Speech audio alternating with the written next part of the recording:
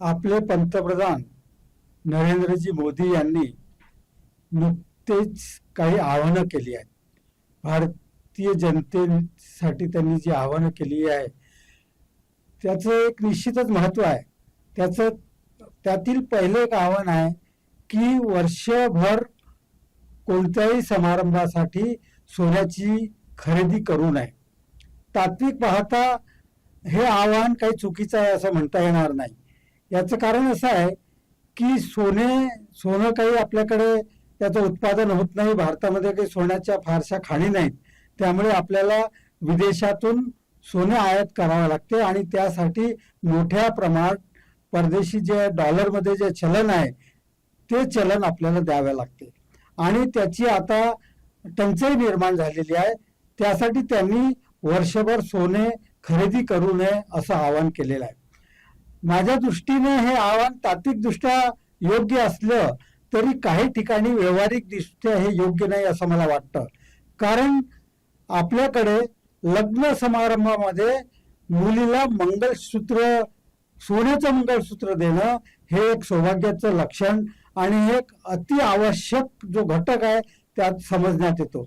त्यामुळे आता वर्षभर लग्न तर होणार आहे आणि त्यावेळी मंगळसूत्र खरेदीच करू नये असं म्हणणं हे व्यावहारिकदृष्ट्या संयुक्तिक वाटत नाही.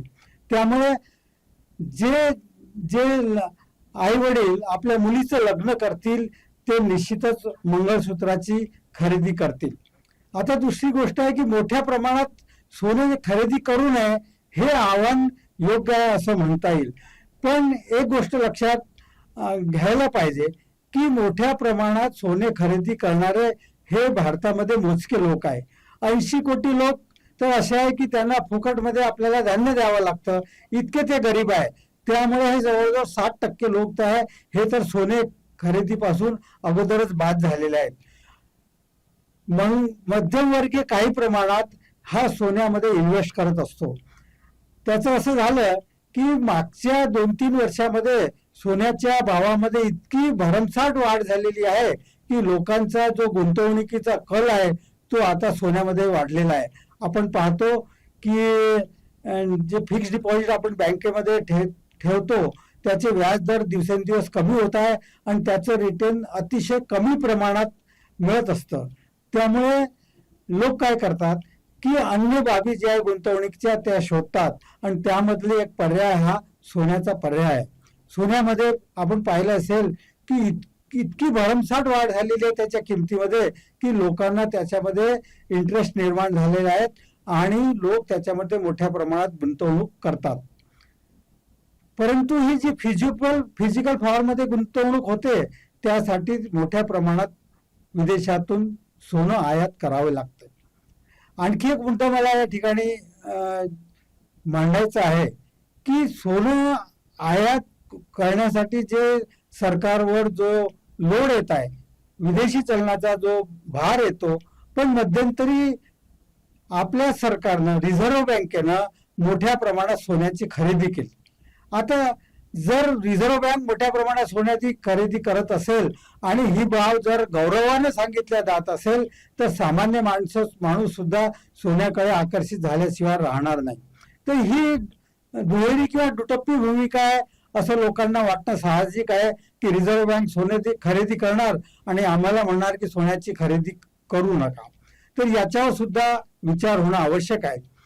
यासाठी एक पर्याय, उत्तम असा एक पर्याय आहे की तो पर्याय म्हणजे की डिजिटल फॉर्ममध्ये सोन्याची खरेदी करणं. आपल्याकडे गोल्ड ETF आहे.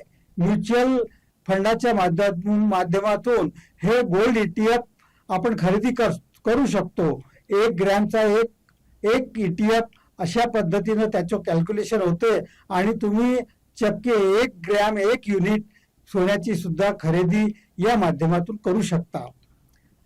तर सरकारने या डिजिटल फॉर्ममध्ये खरेदी करण्यासाठी लोकांना प्रोत्साहन दिलं पाहिजे. त्याचं कारण असं आहे की त्याच्यामुळे फिजिकल फॉर्ममध्ये तुम्हाला विदेशातून सोनं आयात करण्याची गरज पडणार नाही. परंतु याच्यामध्ये आणखी एक मुद्दा आहे की या सोनं खरेदी केल्यानंतर ETF फॉर्ममध्ये तुम्ही जर ते सोनं खरेदी केलं आणि त्याची विक्री केली तर त्याच्यावर जो नफा होतो त्याच्यावर तुम्हाला कॅपिटल गेन नावाचा टॅक्स द्यावा लागतो.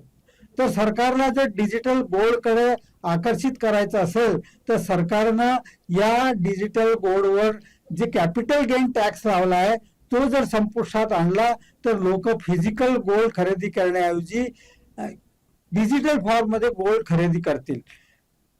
सोन्यावर टॅक्स द्यावा लागत असल्यामुळे फिजिकल फॉर्म मध्ये जे सोनं खरेदी करण्यात येते ते मोठ्या प्रमाणात काळ्या बाजारात खरेदी करण्यात येते आणि त्याच्यावर सरकारला कोणताही टॅक्स मिळत नाही विक्री केल्यानंतर जो नफा होतो त्यावर.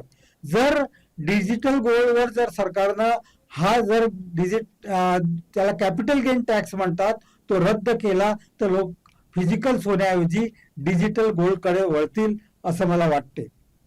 तर या गोष्टीचा शासनाने विचार करून लोकांचं फिजिकल गोल्ड मधलं आकर्षण कमी केलं पाहिजे.